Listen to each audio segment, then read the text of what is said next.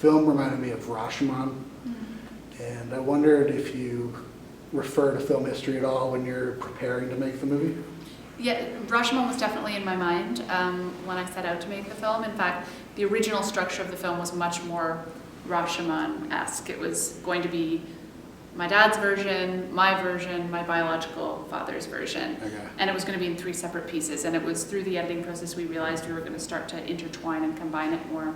I also thought about films like F is for Fake by Orson Welles, and certainly a huge influence was The Five Obstructions by Lars von Trier, which is one of my all-time favorite films / documentaries. And just I loved the way Lars von Trier was a character in that film without it seeming narcissistic. It was sort of kind of his journey, and we were sort of seeing the film through his eyes, and I sort of thought that's kind of the way I wanted to orient myself in the film, that I was sort of a detective and I was going through this, but it wasn't really about me or my version. The audience was going to hopefully come along with me as I was discovering this stuff. Mm-hmm. Yeah, I found that the film kind of played out like a thriller. Oh, cool.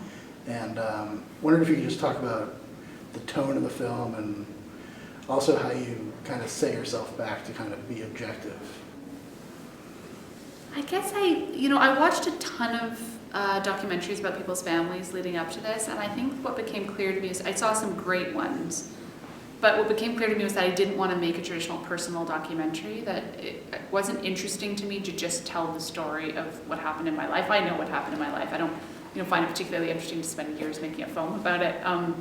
I think what became really interesting to me was this idea of truth in the past, and if we can ever know that, if we can ever get a grasp on what it was, but how ephemeral memory is, especially when you're looking at a family history, and versions of the same truth are so subjective.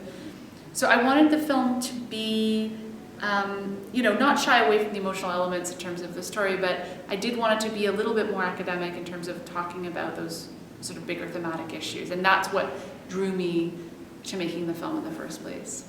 Did you think about crafting it like it was fiction? I didn't consciously think of that, but I think because my background is making fiction, probably some of the structural elements were sort of more naturally coming from fiction for me in terms of crafting this.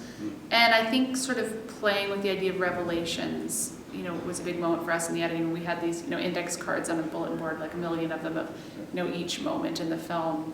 And I just remember one day sort of putting something that should have happened before the beginning of the film in terms of something that happened in my mother's past, and sort of plunking it halfway or 3/4 of the way through the film, so that all of a sudden we would kind of think we knew who these people were in the context in which all these events were happening, and then all of a sudden we would have something to totally shift our perspective on what we had just seen. And because that was my experience going through this story and making the film, where new pieces of information were completely changing the way I viewed other information I knew, I wanted the audience to have a parallel experience.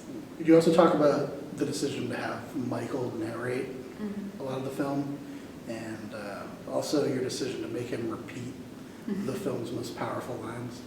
So I think my dad's writing, what he wrote in the wake of basically finding out he wasn't my biological father, and the way he processed that, and this amazing sort of artistic stuff that was coming out of him, I think that was one of the major impetuses for wanting to make the film, and to collaborate with him on how to put that writing out into the world. So we sort of took some of his writing and crafted it into a narration. And in terms of making him repeat lines, there was a camera on me when he was recording this in this recording studio, which I kind of forgot about, because there was no way in hell I thought we were ever going to use any of the footage from that recording studio. We were just recording it to have it. It really just was me being a really ruthless director. It's embarrassing to say, but I do make him repeat lines that must be so hard for him to say in the first place. It's just totally inhuman. And I think you just get into this sort of bizarre director mode. I think this is the reason so many filmmakers are monsters, is you just get into this mode where you're so kind of single focused and wanting your film to be the best it can be, that you lose sight of your humanity. And I certainly had moments like that, I think, in that recording studio, of making him repeat lines that I think were very hard for him to say in the first place. And then, of course, the temptation is to take that out because it doesn't make me look particularly like a nice person. But then I thought, well, that is kind of the truth of the construction of this film as well. And the film is about storytelling, and so it should include the uglier parts of how somebody constructs a story. My last question was about Alias Grace. Stories We Tell starts off with a quote from Alias Grace, and I just wondered if that's going to be your next project. Yeah, so that's what I'm writing right now, is the screenplay for Alias Grace, and it's taking some time because I also have a young daughter, so I'm not writing as much as I want to be or should be, but that will hopefully be the next film I make. Yeah. Cool. Do you have any idea for casting at this point? Do you see yourself in it? I don't see myself in it.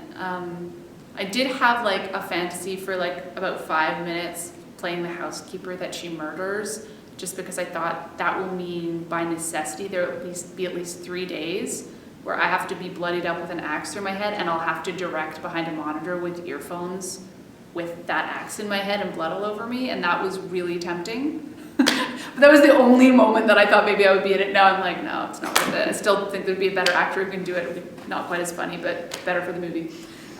So generally I think I will not be in it. I do have an idea for the part of the guy, but I don't want to jinx it by saying it. Fair enough. And then I would love to potentially have, somebody play Grace who no one's ever heard of, but we'll see if that's possible. Okay, cool. Yeah.